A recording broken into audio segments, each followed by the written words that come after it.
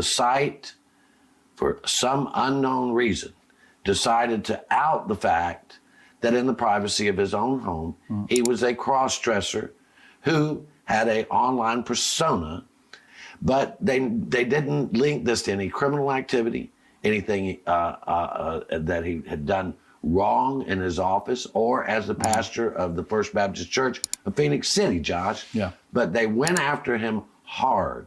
Also Yellowhammer News and Rick and Bubba and various other talk radio right-wingers. Yeah.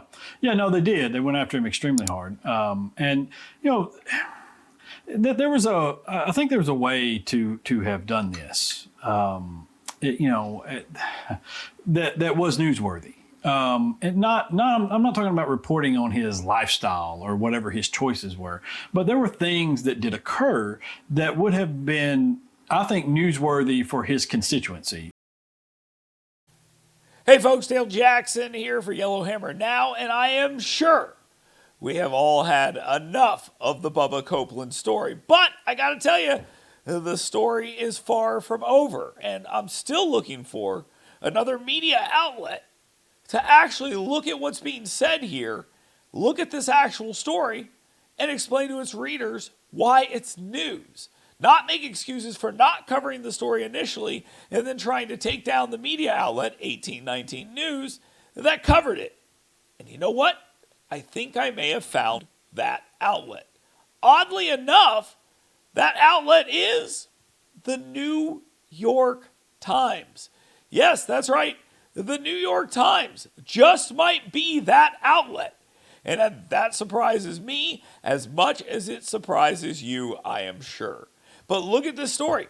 A mayor's suicide leaves an Alabama city seeking answers. And that's true. The lead, the mayor fatally shot himself after a news site published a photo of him in makeup and said he had written erotic fiction and posts using names and photos of local residents, including a minor. All true. And it looks like for once we're going to get an actual piece of news coverage out of this that isn't idiotic and a threat to the media outlet that published it, that you better stop or we're going to keep coming after you. If you go into the story, you'll find there are nuggets in here that explain exactly why this news story should be covered. It talks about when the article circulated around Alabama, how he received scorn and mockery. But it also points out that Baptist officials in Alabama said, wait a second, this is pretty unbiblical. And the leaders in that church need to make a decision on what they're going to do and decide whether or not these accusations are true. And by the way, nobody has said the accusations are not true. The New York Times continues. They talk about the other articles that came out. And they touched on this stuff in the first article. He was writing fictional erotica, contained characters who were the same name as people in the community, with the same business name, talking about stalking them and killing them and taking over their life. That individual's story matters. But for some reason, the mainstream media in Alabama doesn't think it does. They think the fact that the guy wore a dress is the most important part of the story. And that's not it. They talked to the woman. I will say this has caused me a lot of anxiety and panic attacks. One of the women who first appeared in the photos said, you ready for this? She declined comment to the New York Times because of what has happened here. Not because she doesn't think she was wronged, but because she knows that if she says anything, she is going to get lambasted and get threats. So she's not wanting to talk about it. There is more to this Bubba Copeland story than you've been led to believe. You've also been led to believe that the community has surrounded Bubba Copeland and thought about what a great guy he is. But that's not necessarily true either. There are people in that community that are glad that this was exposed. People calling the writer of the story a hero. They express gratitude for the articles because it exposed what the mayor and a Baptist preacher was doing. Others said they felt deceived by Mr. Copeland because they were.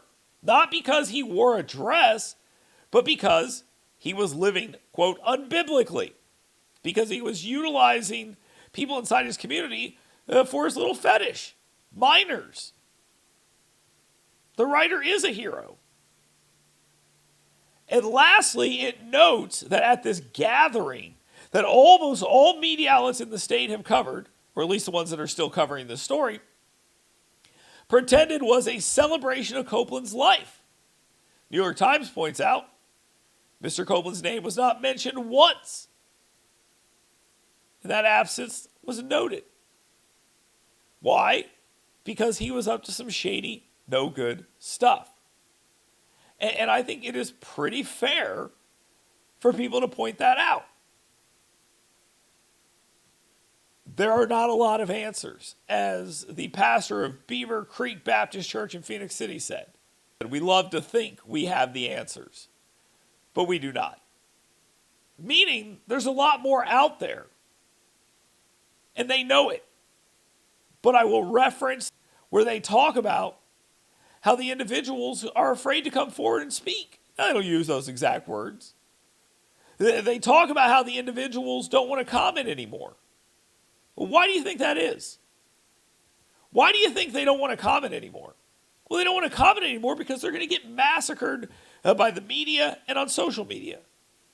It doesn't mean what went down in Bubba Copeland's life was all good and normal and fine for him to be doing. It's the opposite. And the New York Times story, I think, believe it or not, is the best coverage this story has received because it tells the truth. He did these things online. No one's saying or suggesting he didn't.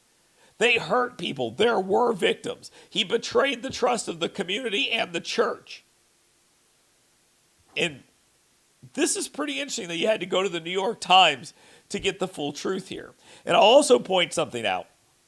All of our friends in the media, locally, you didn't see a lot of them sharing this New York Times story.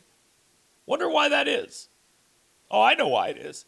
Because it shows that a fair look at this story tells a very different tale than the one they're telling. That's why.